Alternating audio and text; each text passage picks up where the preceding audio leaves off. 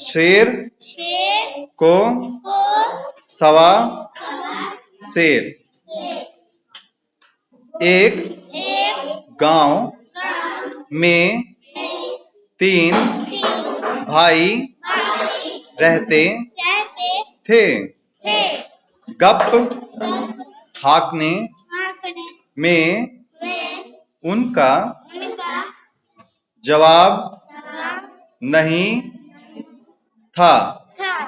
इस काम में तीनों भाई अपने को सबका गुरु समझते थे। एक बार तीनों भाई यात्रा पर निकले।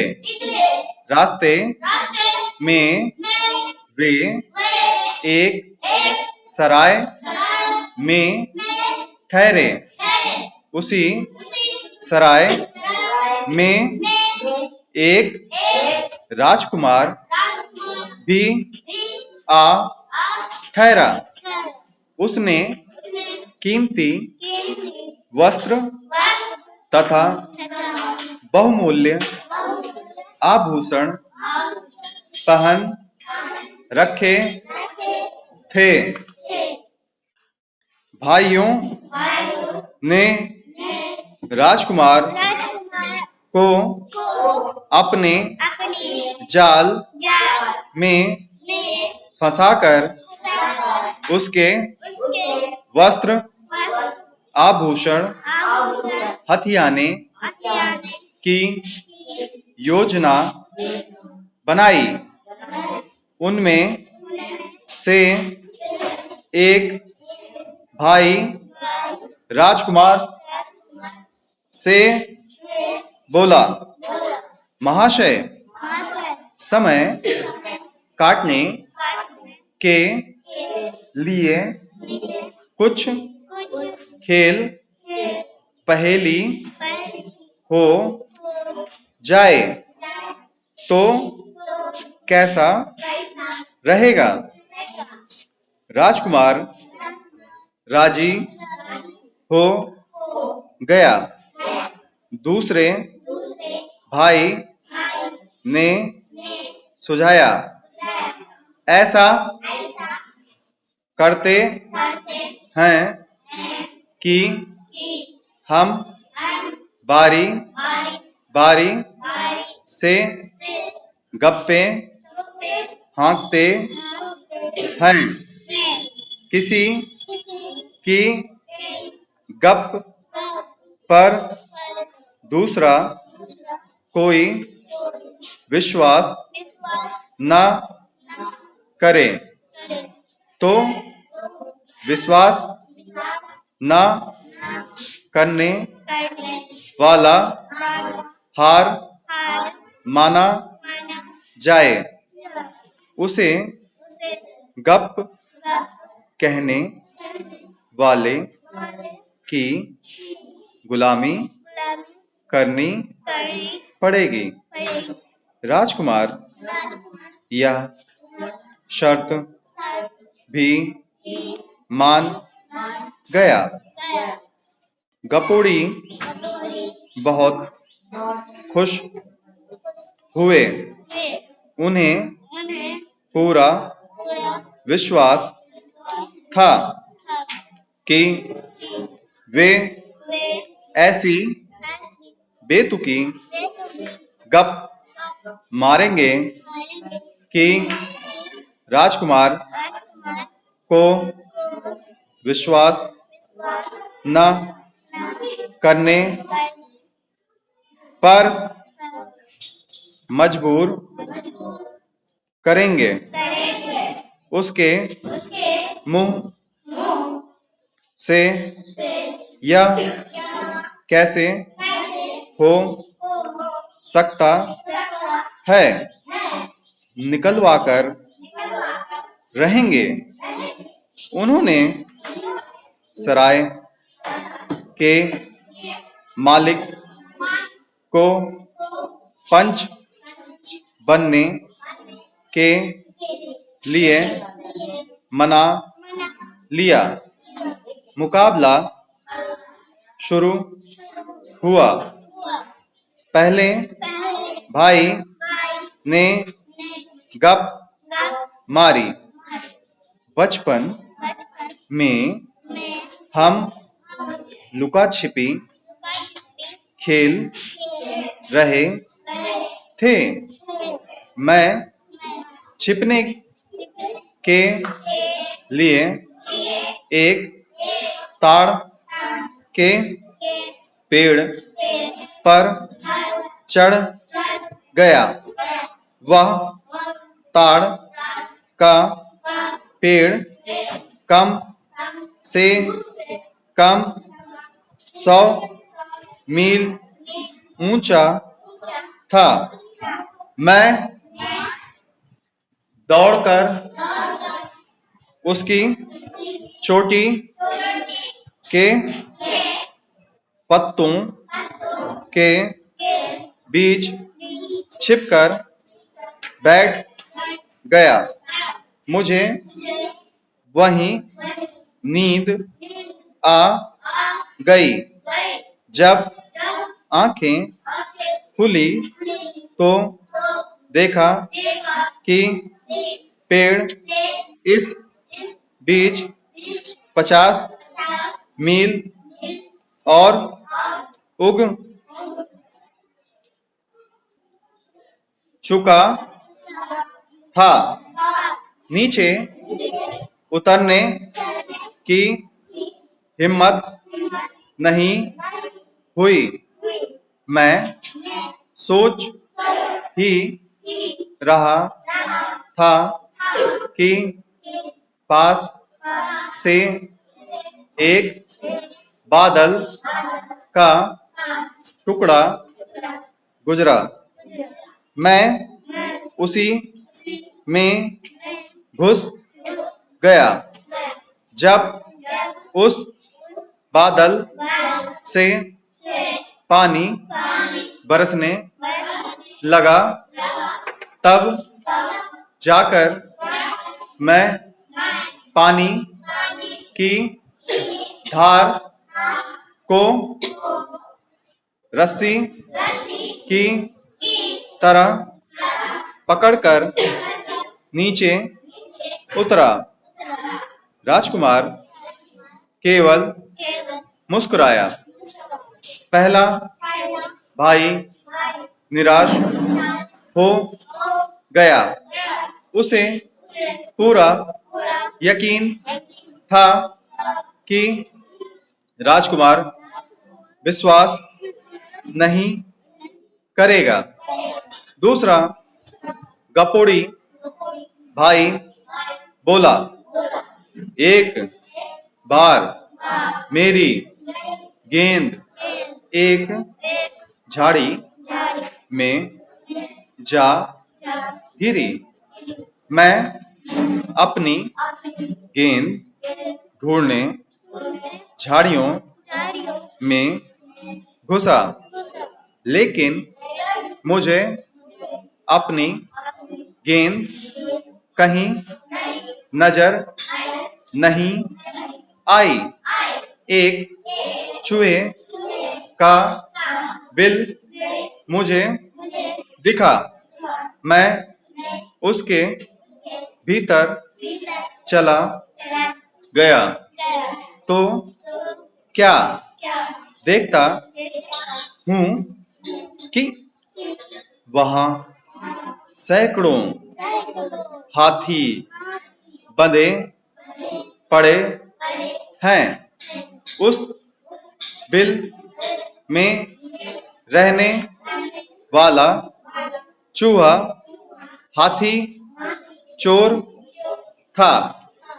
मैंने उन हाथियों को मुक्त कराने का फैसला कर लिया और तो कोई तरीका नहीं था सिवा हाथियों को पकड़कर अपनी जेबों में भरने के सारे हाथी जेबों में आ गए तो मैं बाहर की ओर भागा। तभी हाथी चोर चूहे ने मुझे देख लिया। वह तलवार लेकर मेरे पीछे आया। बिल से बाहर आकर चूहे से बचने के लिए उछलकर एक टिड्डे की पीठ पर सवार हो गया और उसे एक चाबुक मारी। टिड्डे ने 8-10 लंबी लंबी छलांगें मारी और चूहा हाथ मलता रह गया। राजकुमार ने सहमति के लिए सिर हिलाया। हाँ, मैंने भी तुम्हें टिड्डे पर जाते देखा था। दूसरा भाई भी असफल हो गया। अब बारी तीसरे भाई की थी। वह बोला, एक बार मैं नदी किनारे घूमने गया। वहां सारे मछुआरे इकट्ठे होकर रो रहे थे। मैंने कारण पूछा तो बताया कि नदी में एक भी मछली नहीं रही। वे भूखों मर रहे हैं।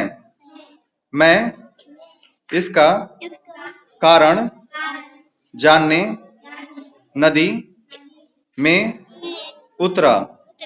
पानी के भीतर मैं क्या देखता हूँ कि एक व्हेल सारी मछलियों को खा रही है।